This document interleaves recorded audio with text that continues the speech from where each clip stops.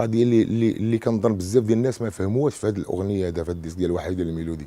حيده الميلودي هذه عباره على واحد المرشح كان في الخميسات شحال هذه وسميتو الميلودي، بغى يترشح فهمتيني، بقاو عليه وحيده الميلودي وحيده، يعني ما عندنا ما نديرو بك. هذه بالنسبه تيك تيك وفتح شي حكايه كان فيك ولا الزير ضرب 6 وتعيش مخير، هذا كلام ديال التيران. انا هذا الكلام هذا كامل شديته من التيران ديال النادي القنيطره اللي هو الكاك، ودخلت للتيران ولقيت واحد السيد كيقول لي البيضاوي، واحد الدري بيضاوي كيبقى يعري كرتو كيبقى يضرب، يقول لهم وحيده يعني هذا الشيء كامل خديته غير من هذا انا، لان انا عجبتني. من غتعجبني انا نورمال غتعجب.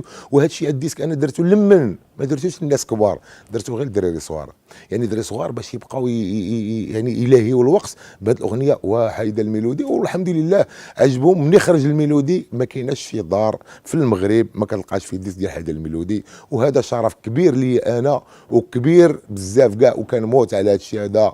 كل شيء ديال الله.